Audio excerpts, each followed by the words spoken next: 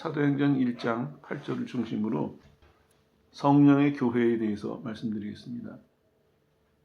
조금 건너뛰는 느낌이 있지만 이렇게 이해하시면 되겠어요. 지금 우리 진도는 어떻게 나가냐면 신약의 기도를 살펴보고 있는데 복음서에서는 여러분들이 많이 들으셨기 때문에 사도행전서부터 시작할까 합니다. 그리고 사도행전 중에서도 기도에 관한 것만 다시 살펴보면서 기도하는데 도움이 되었으면 그런 마음인데요.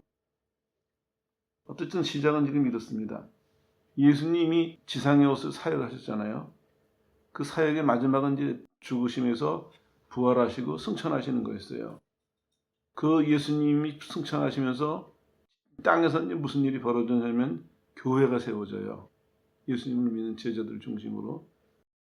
교회에는 그냥 교회가 서는 것이 아니라 성령이 임하셔요. 그래가지고 교회는 교회인데 사람들이 모였는데 이게 영적인 기관이 돼버리는 거예요. 우리 얘기는 이제 여기서 시작입니다. 그동안에 우리가 신앙생활을 하면서 약한 부분이 바로 이 부분이었어요. 영적인 부분. 그거는 이제 그럴 수밖에 없죠. 왜냐하면은 예수님께서도 말씀하신 것처럼 우리 모르는 일이거든요. 들어본 적도 없고 겪어본 적도 없는 그 모르는 세계인데 이제 그런 영적인 기관으로서 교회가 교회로서의 목적을 달성해 나가야 되거든요. 그래서 제자들의 심정이 어땠을까요? 제자들은 자기네들이 영적인 기관에 속해 있기 때문에 이 안에서 영적인 일이 일어나야 된다. 일어날 것이다. 그렇게 생각을 했겠죠. 왜 이 말씀을 드리냐면은 제자들은 그때 그렇게 생각했을 것 같은데 우리는 지금 그렇게 생각을 못한다는 거예요. 우리는 교회 하면은 이게 하나님이 임재하신 곳이고 영적인 곳이다. 영적인 기관이다. 물론 그 장소를 얘기하는 건 아닙니다. 교회라는 존재와 교회가 해야 될 사명과 그런 걸 다 생각해 볼 때 영적인 개념이 나와야 되거든요. 근데 이게 안 나오고 우리는 어떻게 이해하냐면 사람만 보이잖아요. 사람들이 모여서 뭘 한단 말이에요. 예배도 드리고 기독교적인 사업도 하고. 그러니까 차 실수하면은 이 영적인 기관을 어떻게 이해하냐면 세상적인 기준에서 이해하기가 쉽다는 거예요. 교회가 2000년 동안 이 실수를 계속해서 반복해 왔습니다. 그런데 더 심한 때가 있죠. 심해졌다가 정신 차려서 본질로 돌아가고 심해졌다가 정신 차려서 본질로 돌아가고 딱 사사기예요. 사사기에서도 하나님 축복하셔서 번영하면은 우상숭배에 빠져요. 그래서 벌을 받아서 공경에 처해요. 어려운 가운데서 회개하면은 또 하나님이 용서하시고 축복하셔요. 번영하면은 또 죄를 짓고 똑같습니다. 우리도 2000년 동안의 그 교회에 걸어온 발자취를 보면요. 영적인 기관으로 하나님이 시작은 충만하게 하셨어요. 영적인 기관으로서 역할을 할 수 있도록. 근데 우리는 점점 세상적으로 가는 거예요. 하나님께서 보시기에 아니 너무 심하다. 더 이상 안 되겠다. 위험하다 하시면 또 한번 징계하시고 다시 새롭게 하세요. 그 교회가 이제 한번 새로워지는 것이죠. 고통은 있습니다. 하나님이 이제 징계를 하시니까. 영적인 것에 관심이 밝아졌다가 시간이 지나면 서서히 또 세상적으로 바뀌고 이걸 교회도 지금 반복하고 있는 것입니다. 그런 맥락에서 오늘서부터의 그 시간은 여러분에게 많은 유익을 드릴 겁니다. 이렇게 이해하셔야 돼요. 이게 영적인 기관이기 때문에 존재 자체랑 거기서 일어나는 모든 일이 이게 하나님하고 연결이 돼야 돼요. 하나님은 교회가 영적인 기관이기 때문에 성령으로 계시하고 계시거든요. 성령으로 인도하고 계세요. 근데 이제 첫 번째로 필요한 게 우리는 그것에 대해서 마음을 열어야 되거든요.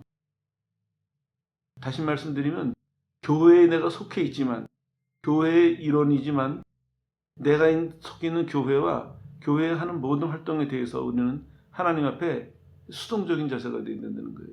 이거 어떻게 해야 되나 인도해 주십시오. 맡겨야 되거든요. 여기서 실수하기 시작하는 거예요.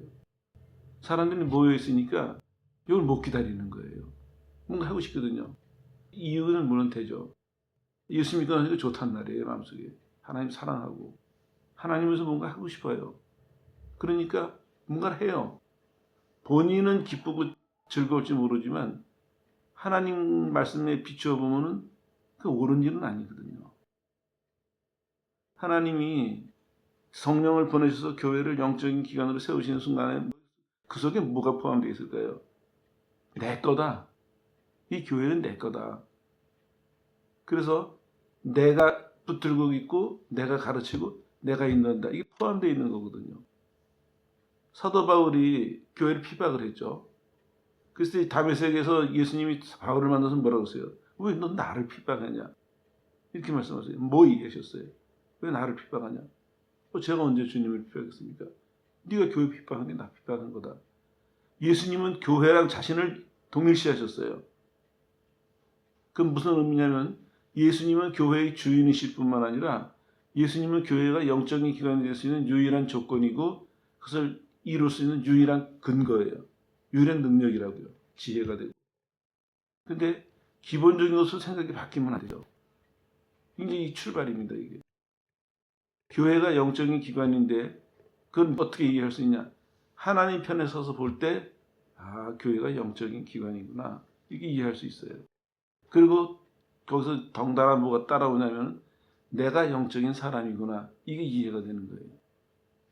근데 이제 우리는 그렇게 안 하고 어떻게 하냐면은 내가 체험을 하면은 영적인 것을 체험하면은 난 영적인 사람이 됐구나. 이렇게 이해하거든요. 이게 틀린 것입니다. 이런 오해가 개인의 신앙에도 문제를 일으켰고 교회 생활에 큰 무리를 일으켰어요. 그 이유 계속해서 반복되는 일입니다. 꼭 기억하십시오. 기준은 하나님이에요. 특히 영적인 일이기 때문에. 우리 영적인 사람이 아니거든요. 우리 영적인 것을 모르고 영적인 능력도 없고 우리 그런 사람이에요. 근데 우리가 영적인 기관에 나오게 됐다고 해가지고 나를 영적인 사람으로 착각하면 큰일 나요. 시작서부터 내가 영적인 존재가 될 수 있고 영적인 삶을 살 수 있는 근거는 딱 하나예요.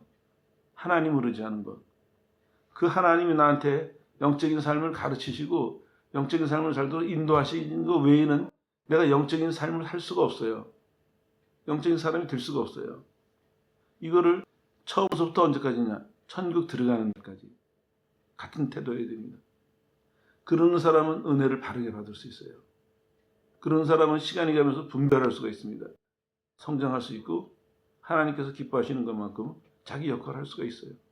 이게 안 되는 사람은 몸은 교회에 속해 있지만 실제로는 교회가 하는 일과는 다른 방향으로 살고 있으니까 그 사람은 열매를 맺는다고 볼 수가 없죠.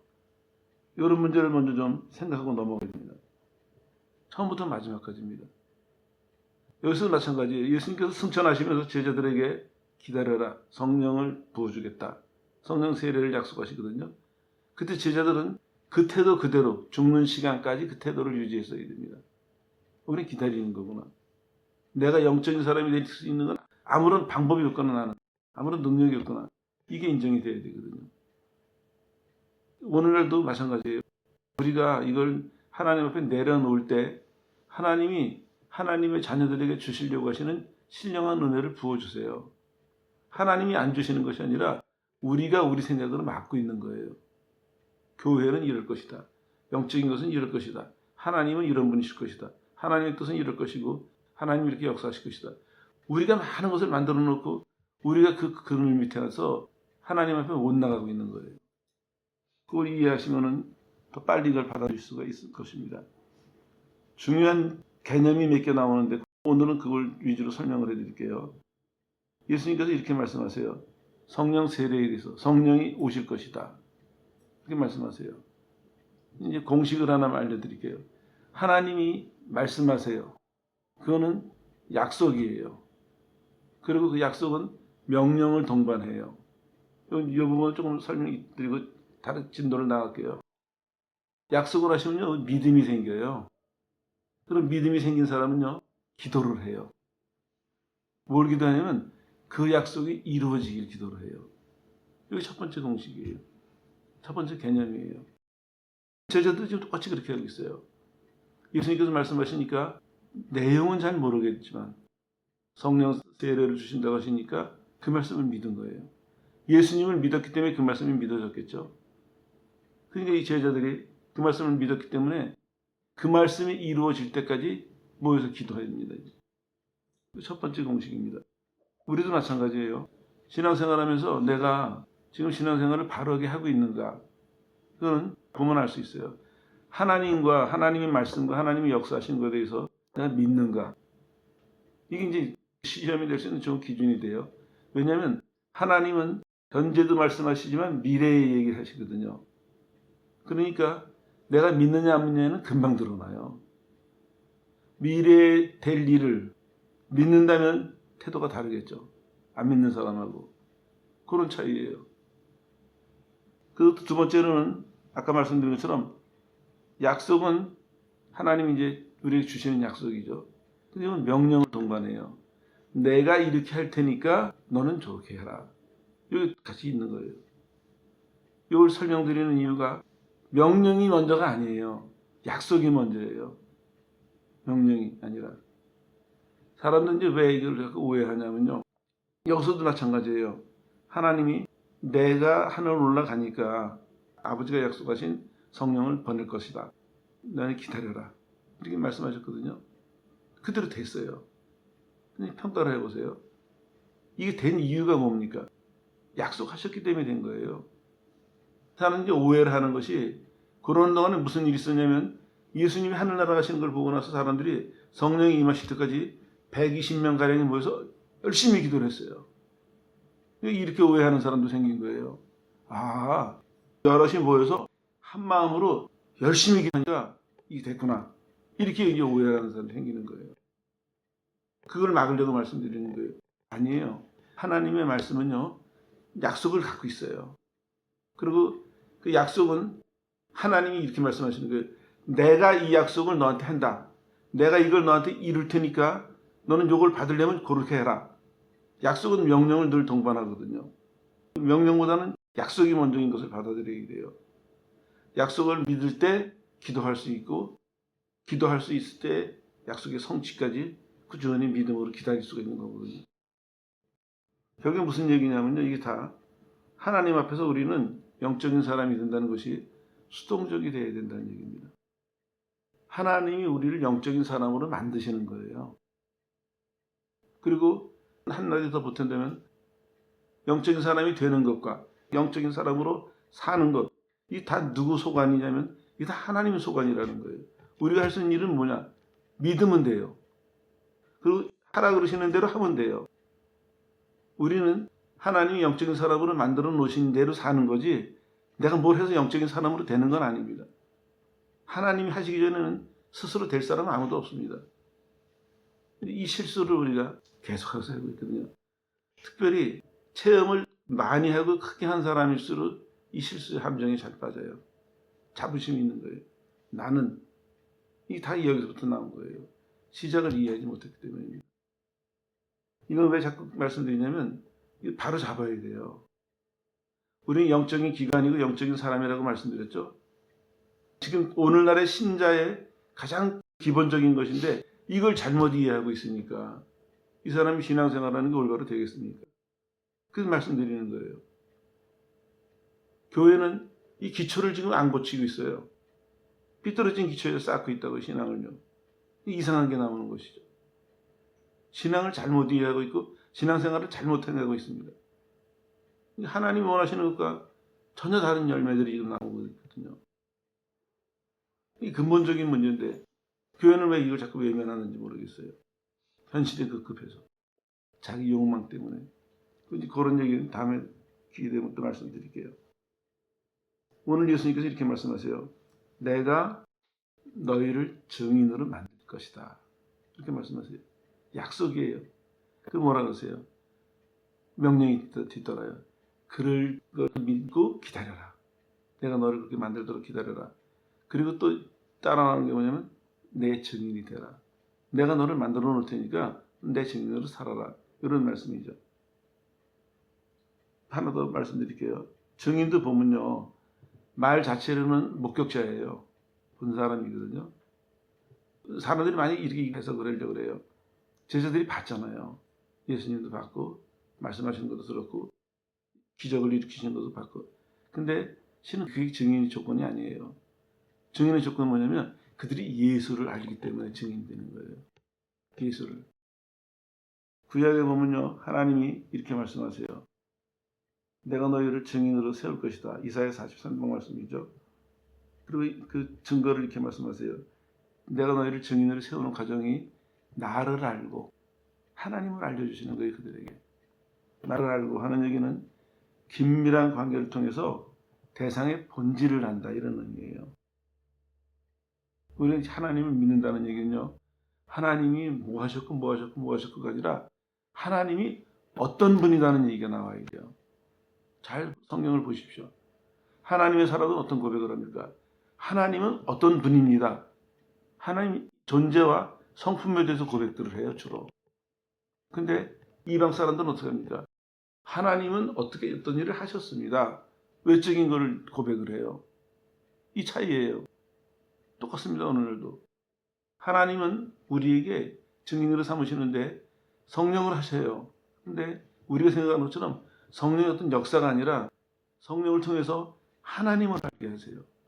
하나님의 존재와 본질을 알게 하세요. 신앙생활 한다면서 내가 바르게 하는 사람은요, 처음에는 멀리서 하나님을 보는 것이죠. 하신 일을 보고. 그러나 시간이 지나가면서 내 하나님은 어떤 분이다, 고백이 나와야 돼요. 바울의 고백이랑 베드로의 고백이 달라요. 이게 왜 다르습니까? 하나님이 그 사람들에게 하나님이 어떤 분인지를 알려주셨기 때문에 그 사람들은 내 하나님은 이런 분이다, 이렇게 말씀할 수 있었던 거예요. 여기서도 분명히 말씀하세요. 이사야에서도 보면 너희로 나를 알게 하겠다. 그 아는 것이 내 존재와 내 본질, 내 속마음까지. 신약에 바울이 설명했죠. 하나님이 그 속마음까지 우리에게 알려주세요. 알게 하신다는 거예요. 두 번째는요, 나를 알게 해서 믿게 하신다는 얘기거든요. 이 얘기가 실은 구약은 믿음이라는 얘기가 없습니다. 가장 가까운 얘기가 이 얘기, 아만 하는 단어인데, 그럼 어떤 사람들은 여기서부터 아멘이라는 말이 나왔던데 근거는 좀 약해요. 아무튼 거기까지만 말씀드리고, 여기서 믿는다는 얘기는요, 마음의 흔들림 없이 확고하게 믿는 것을 얘기하고 있습니다. 그러니까 하나님이 존재와 본질을 알게 하신다 그랬죠. 그거를 믿기 때문에 하나님을 인격적으로 신뢰하는 거예요. 그리고 인격적으로 신뢰하기 때문에 그의 말씀은 무조건 순종하는 것이고, 때로는 내가 이해가 안 되는 부분이 있어도 믿음으로 수용하는 거예요. 따라가는 거예요. 이게 믿는 겁니다. 이해가 되시죠? 신앙생활하면서 부족한 부분 하나씩 메꿔야 돼요. 하나님의 존재와 본질을 알게 되면요, 우리가 뭘 믿게 되냐면 하나님을 믿게 돼요. 하나님이 하실 일을 믿는 것이 아니라 하나님 자신을 믿게 되는 것입니다. 사도 바울 같은 사람이 곤란에 처했을 때 뭐라고 얘기합니까? 내가 의뢰하는 하나님을 내가 안다, 이렇게 표현해요. 그도 나를 알고 하나님도 나를 아시고 나도 내가 의뢰하는 하나님을 안다. 그래서 내가 환난 가운데 있지만 난 두렵지 않다. 난 쓰러지지 않을 것을 난 안다. 내가 의뢰하는 분이 어떤 분인지를 내가 알기 때문에. 다윗도 마찬가지였습니다. 얼마나 많은 전쟁을 하고 얼마나 많은 어려움을 겪었습니다. 다윗이 뭘 고백하고 있습니까? 나를 부르시고 이 자리에 세우시고 나를 인도하시는 하나님을 내가 알기 때문에, 그가 어떤 분인지를 알기 때문에 나는 천만인이 나를 죽이려고 쳐들어도 난 두려워하지 않는다. 오히려 편안히 잘 수 있다. 이런 얘기거든요. 이게 신앙이에요. 신앙은 힘쓰고 애써가지고 내 마음을 떨어뜨리지 않고 그렇게 해서가 아닙니다. 하나님 존재를 알 때 거기에 나를 맡기게 돼요. 저절로. 하나님은 자꾸 우리에게 하나님을 열어놓으세요. 나는 이런 하나님이다. 그게 대표적인 게 예수님을 통해서죠. 나는 너를 십자가를 진 하나님이다. 또 우리 삶에서 축복하시면서 나는 너를 사랑하는 하나님이다. 나는 너를 불쌍히 여기는 하나님이다. 나는 너를 긍휼히 여기는 하나님이다. 나는 너를 기뻐하는 하나님이다. 하나님 자꾸 열어주세요. 그 이제 바르게 받아들이는 사람은, 바르게 이해하고 받아들이면 하나님에 대한 깊은 신뢰가 생기고 나를 맡겨요. 그 다음에는 내가 신앙생활하면서 하나님이 멀리 계신 것 같이 느껴져도, 내가 바라는 것과 다른 길로 인도하셔도 두렵지가 않은 거예요. 불평도 없고 의심도 없고 두려움도 없어요. 왜냐하면 가는 길은 내가 자세히 모르겠지만 종착지는 알잖아요. 마지막은 날 구원하신 예수님이 기다리시는 그곳이에요. 알잖아요. 그러니까 가는 길이 좀 복잡해 보이고 생각했던 거랑 달라도 이 사람은 걱정할 필요가 없는 거예요. 불편할 필요가 없어요.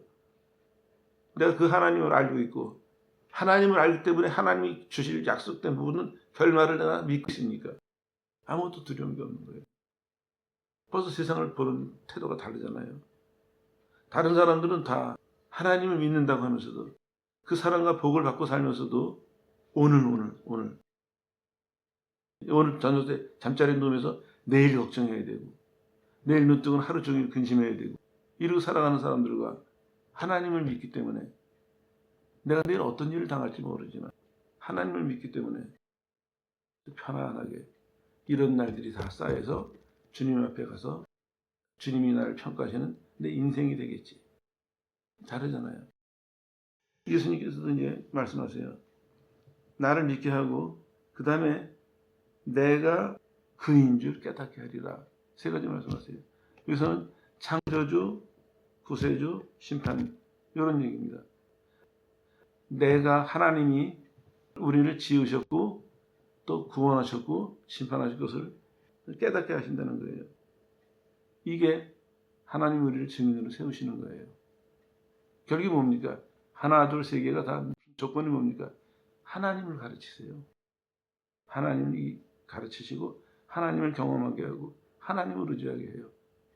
여기 다른 건 없습니다. 우리 이걸 꼭 지켜야 돼요. 교회가 영적인 기관인데요. 그거는 하나님에 대한 지식 때문에 그렇지 하나님에 대한 믿음 때문에 그렇지 하나님 주시는 체험 때문이 아니라는 거예요. 근데 오늘날 사람들은 자꾸 오해해가지고 하나님 주시는 체험을 가지고 자기 영적인 사람이라고 생각하는 거예요.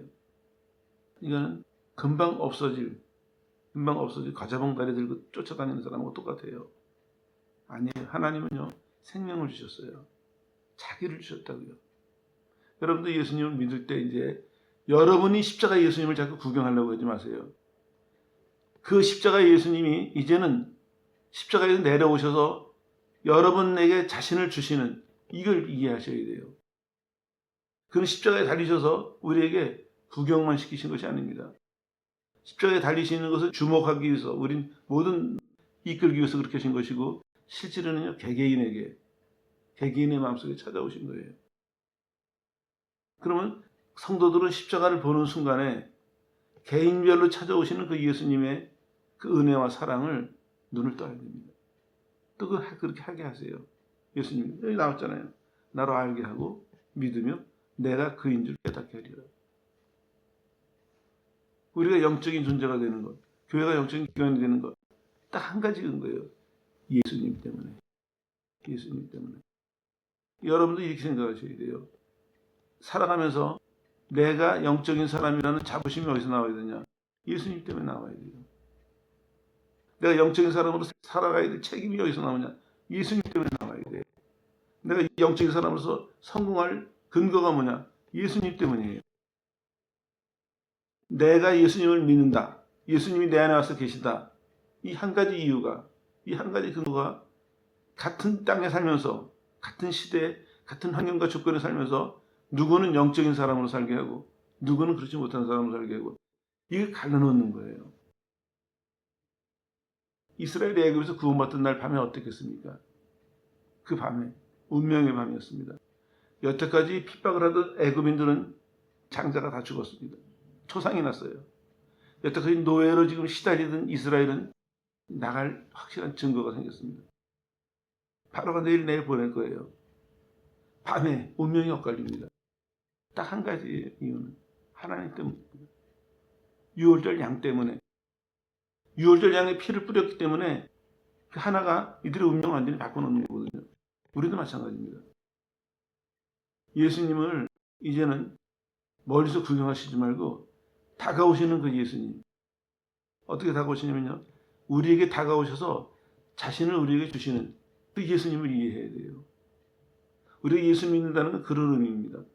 멀리서 계시는 예수님 보고 나 믿을게요 한 게 아니에요. 우리가 믿을게요 하는 순간에 예수님은 내 안에 들어오셨어요. 예수님이 다가오셨기 때문에 우리가 마음속에서 내가 믿을게요 소리가 나왔겠죠. 그런 관계예요. 이게 가장 먼저 이해가 돼야 됩니다. 예수님 어디 계세요? 내 안에 계세요. 그리고 매일매일 신앙생활하면서 내 안에 계신 예수님을 확인하고, 못 믿어서 확인하는 것이 아니에요. 예수님이 확인시켜 주세요. 내가 나랑 같이 있다. 예수님이 확인시켜 주세요. 우리는 확인시켜 주시는 그 증거를 매일매일 양식처럼 받아서 영혼의 힘을 하고 영혼의 능력으로, 영혼의 지혜로 그렇게 살아가는 거거든요. 이게 신앙생활입니다. 이렇게 사는 사람이 영적인 사람이고, 이렇게 사는 사람이 영적 생활하는 사람입니다. 교회가 이런 교회가 되어야 됩니다. 그런 사람들이 모인 것이 영적인 기관인 것입니다. 그런 영적인 근거가 없어요. 많은 사람들이 이제 한때 부흥시대 때 60년대 무렵이죠. 기적을 일으킨다, 능력을 행한다. 다른 종교에서도 다 그렇게 했어요. 우리도 그런 거 있어. 실제로 저 공부할 때 중이었다고 온 사람도 있었는데요. 다 있어요. 불교에도 있고. 그건 근거가 안 됩니다. 기준은 딱 하나입니다. 예수님 때문에. 예수님 때문에 영적인 것이 갈라지는 거거든요. 그런데 예수님이 이렇게 말씀하세요. 오늘 본문을 통해서. 그렇기 때문에 붙여라 이겁니다. 제자들에게 예수님께서 말씀하세요. 성령이 너에게 임하시면 너희가 내 증인이 되리라. 신났어요. 제자들은 언제요? 왜 이렇게 물어보냐면요. 그때 예수님이 왕으로 등극하시는구나 드디어. 정치적인 것을 이해를 했어요. 빨리 좀 됐으면 좋겠습니다. 6절에 보면 저희가 모였을 때 예수께 묻자고 하는 얘기는 그런 의미입니다. 계속 물어보는 거예요. 보채듯이. 근데 예수님께서 말씀하세요. 그게 아니다. 그렇게 말씀하세요. 그게 아니고, 그런 지금 하신 말씀이 이 얘기거든요. 성령이 임하시면 너희 영적인 사람이 될 것이다.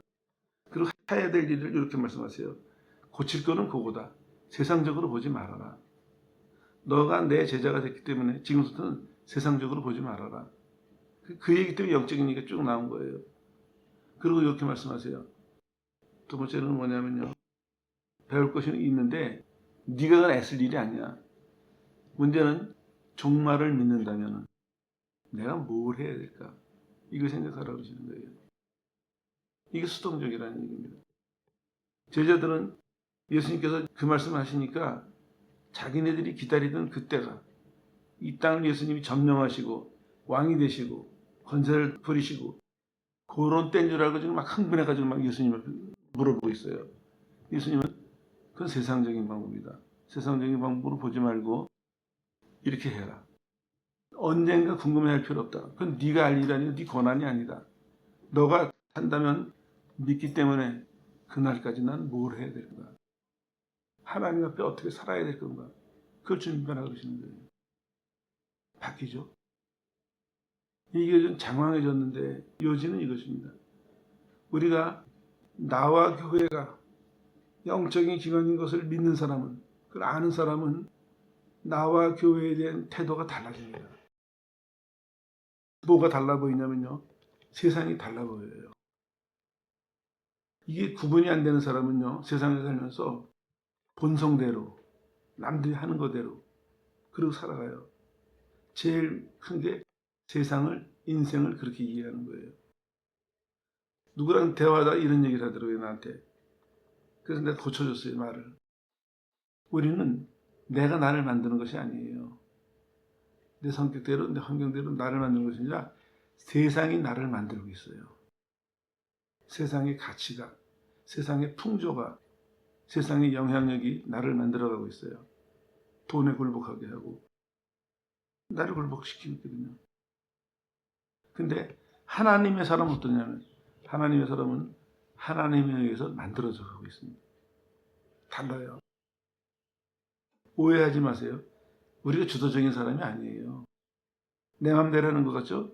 내 마음대로 전공 정하고, 내 마음대로 직업 정하고, 내 마음대로 꾸미고 입고 다니고, 내 마음대로 가고 싶은 데가 살고, 아니에요. 다 속는 거예요. 우리는 우리 만들 능력이 없습니다. 마귀가 이 세상을 타락시키려고 하는 그 마귀가 우리를 꼬드겨서 생각으로, 충동으로, 환경으로, 조건으로 모든 걸 다 동원해서 우리를 본인이 원하는 하나님에게 심판받을 모습으로 우리를 만들어가고 있습니다. 실제로 가만히 생각해 보세요. 우리 영향받는 게 얼마나 많이 있습니까? 뉴스에서 한마디 오면 정치적인 얘기 하나 터지면 경제적인 얘기, 건강에 대한 얘기, 우리 거기다 영향을 받아요. 보이게 안 보이게. 세상이 우리를 만들어가고 있거든요. 무슨 말씀이냐면요. 내가 누군지, 내가 신령한 사람인지를 깨닫고 그 삶을 바라보고 따라가는 사람 외에는요, 다 마귀가 만드는 사람이 된다는 거예요. 그 사람은 어떻게 생각할지 모르지만 성경은 그렇게 판단하고 있습니다. 마귀가 만드는 사람, 마귀가 세상을 동원해서 그 사람을 만들고 있습니다. 생각을, 감정을, 삶을. 그럼 그 사람이 마지막에 어떻게 되겠습니까? 마지막으로 예수님을 심판하실 때 그 모습을 기뻐하실까요? 기뻐하시지 않겠죠. 유일하게 신령한 기관인 교회에 속해 있고 하나님에게 속해 있는 신령한 사람만이 하나님의 은혜 안에서 그리스도의 형상을 만들어갈 수 있습니다. 우리는 할 수 있어요. 왜냐? 예수님 우리 안에 계시고 우리 안에서 허락하고 계시니까, 도와주고 계시니까. 우리만이 우리의 의지를 동원해서, 우리 힘을 동원해서 하나님 만날 그 준비를 우리만이 할 수 있다는 얘기입니다. 이게 교회의 첫 번째 축복입니다. 구별되게 살게 하셨을 뿐만 아니라 그 구별된 삶은 결국에 무슨 얘기냐면 다른 사람들은 다 세상의 영향, 마귀의 영향으로 마지막에 부끄럽고 심판받을 모습으로 만들어지는데 마귀가 꾸미는 거예요. 사람들은 다 우리가 잘나서 하는 것 같지만 다 마귀가 만드는 거거든요. 우리만이 다른 사람이 보기에는 우리를 참 우습게 보고 그렇게 할지 모르지만 우리만이 의지를 동원해서 내 마음을 다해서 하나님이 원하시는 모습으로 나를 만들어갈 수 있는 기회를 얻은 사람, 능력을 얻은 사람, 자격을 얻은 사람, 이런 얘기예요. 그게 어떻게 드러나냐? 이 땅에서 신령한 사람으로 살아가면서 신령한 일을 하면서 우리는 우리 모습을 그렇게 만들어가고 있는 것입니다. 가치가 얼마나 다릅니까? 죄에 끌려가지고 죄가 꾸미는 대로 죄인으로 살아가는 사람과 하나님에 의해서 하나님의 의를, 하나님의 거룩과 진리를 위해서 나를 꾸미고 가는 사람과 얼마나 다릅니까? 세상 사람들은요, 마귀한테 꼼짝 못해요. 마귀가 이끄는 데를 끌려다녀요. 우리보다 더 가진 것 같고 더 배운 것 같고 더 잘하는 것 같지만 끌려다니고 있습니다. 그 사람들이 보기에 허술해 보이는 우리는 오히려 하나님의 은혜로 의리와 진리와 거룩함을 우리는 만들어가고 있습니다. 이게 구분입니다. 교회 생활을 그렇게 이해하셔야 되고 나를 그렇게 이해하셔야 되고 신앙생활을 그렇게 이해하셔야 됩니다. 그거는 성경이 시작할 때 갈라놓고 있습니다. 예수님 때문에. 그 증거가 뭐냐면 성령이 임하심으로 확실하게 갈라놓고 계십니다. 지금 쭉 말씀드린 게 무슨 얘기예요? 하나님의 약속입니다. 그렇게 해주시겠다 그랬잖아요. 믿어진다면은 여러분에게 그 말이 믿어진다면은 여러분은 기도하게 될 것입니다. 자연적으로. 좀 더 다른 식으로 표현하면 믿어진다면 여러분의 기도할 때 이 말씀이 큰 힘이 될 것입니다. 전 그걸 기대하고 있습니다. 우리가 그렇게 믿었고 우리가 그렇게 배워왔습니다. 목사님 설교하실 때 믿었어요. 그러면 그 말씀을 믿고 따라가서 이룰 만한 힘이 오더라고요. 그 말씀이 이루어질 때까지 하나님은 계속해서 우리를 가르치시고 계속해서 이끌어 가셨어요. 오늘 들은 설교를 이루어질 때까지 하나님이 막 데리고 가시는 것처럼 우리 그렇게 살았습니다. 오늘 여러분에게 그렇게 되시길 바랍니다. 하나님이 하신 모든 약속이 여러분을 붙들고 이끌어가는 힘과 능력이 되시길 바랍니다. 지혜가 되시길 바랍니다. 우리는 그 따라가는 거예요. 하나님 말씀하시면 듣고 들으면 믿음이 생기니까 힘이 나서 기도하게 되고 이루어지는 걸 보면서 우리는 계속 그렇게 살다가 보면은 어느새 마음도 생각도 삶도 예수님을 많이 닮은 모습으로 언제 오셔도 기쁨으로 맞이할 수 있는 모습으로 우리가 이제 변해 있는 것이죠. 이게 사도행전서부터 시작되는 신약의 기도의 첫 시간입니다. 영적인 것입니다. 영적인 것을 이렇게 이해하시고 앞으로 여러분들 개인과 여러분들의 생활을 이렇게 이해하십시오. 이거는 약속이고 믿는 자에게는 명령으로 주어집니다. 이걸 이룰 수 있는 명령을 주실 거예요. 그 기도하는 것입니다. 여러분의 기도가 그냥 기도가 아닙니다. 이제 여러분을 얽매고 있는 그 환경에서 오는 기도에서 벗어나세요. 그리고 하나님이 원하시는 기도를 하십시오. 하나님, 나를 영적인 사람으로 만드셨으니까 영적인 삶을 내가 제대로 살아서 하나님이 원하시는 영적인 열매를 바르게 맺게 해주십시오. 나 하고 싶습니다. 나 해야겠습니다. 약속이거든요. 믿고 기도하는 자를 하나님 기뻐하시고 축복하십니다. 이 시간을 계기로 여러분들이 영적인 세계에 대해 눈이 열리고 바울의 축복처럼 하나님의 나라에 대해서 지혜와 능력이 성장해서 영적인 삶에서 주시는 그 풍성한 축복을 이 땅에서부터 누리는 복된 성도 되시기를 예수 이름으로 축원합니다.